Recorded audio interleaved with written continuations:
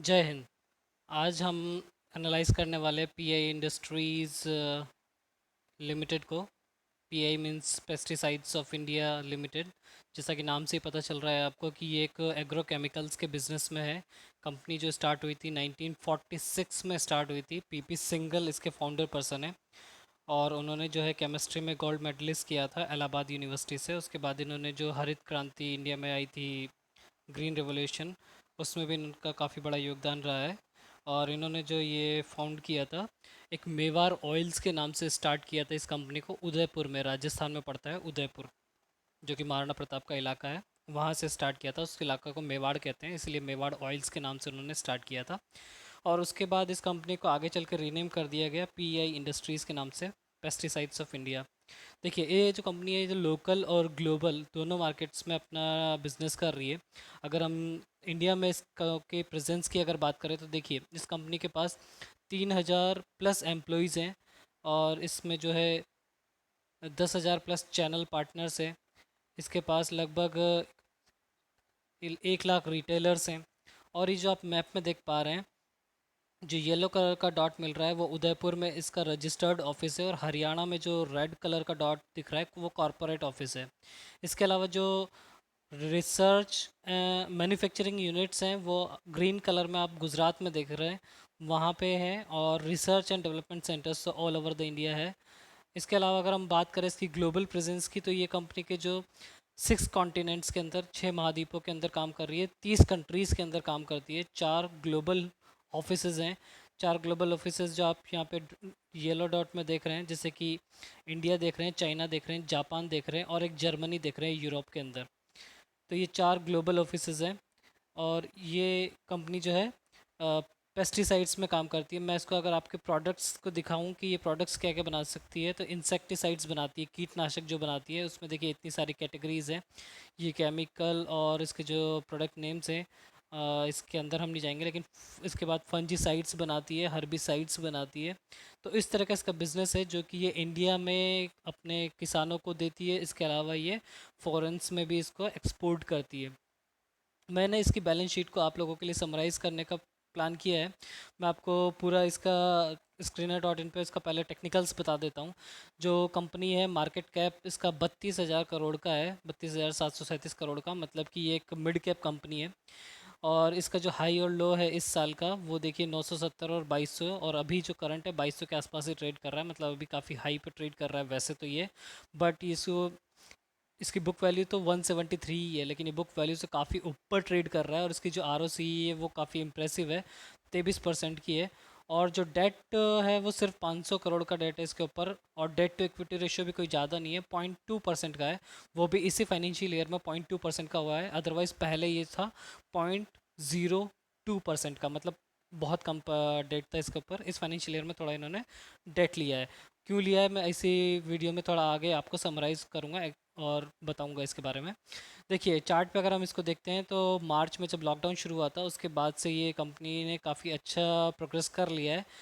लगभग जब लॉकडाउन हुआ था तो ये 1,000 रुपये के आसपास आ गया था अप्रैल में, और अभी 2200 के आसपास ट्रेड कर रहा है।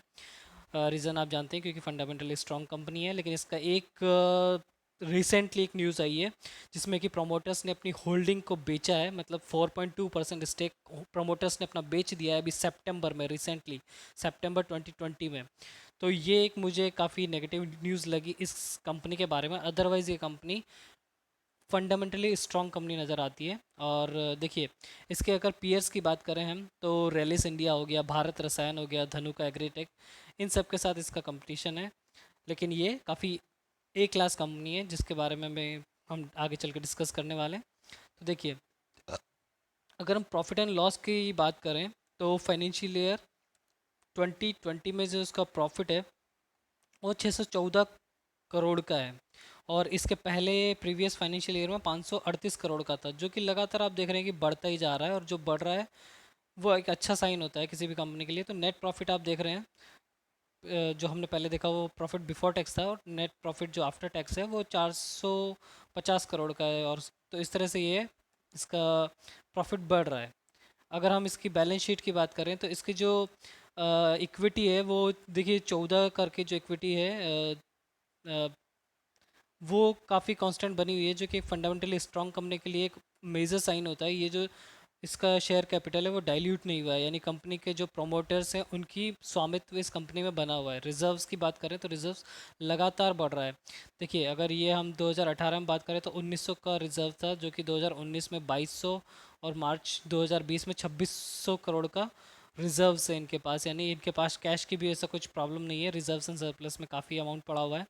इसके बाद अगर हम बात करें इस कंपनी की आरओसी, जो कि लगातार थोड़ा सा डिग्रेड हुआ है, लेकिन ये कंपनी का जो प्रॉफिट है वो बढ़ रहा है, कंपनी बड़ी हो रही है।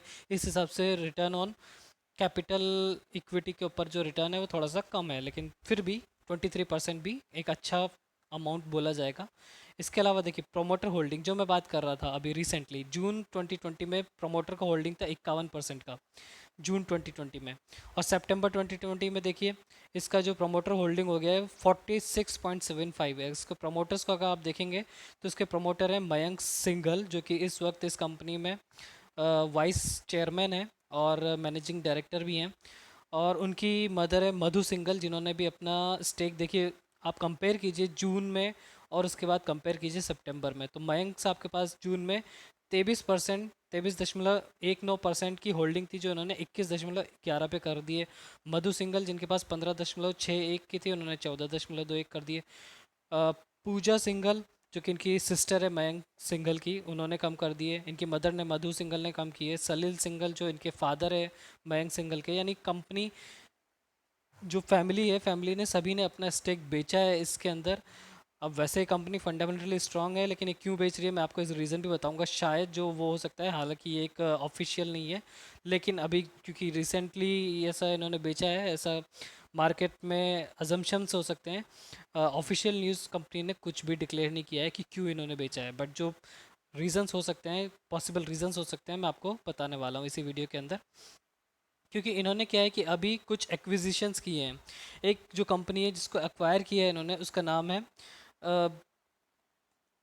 Ice is agro Asia, is is agro Asia limited.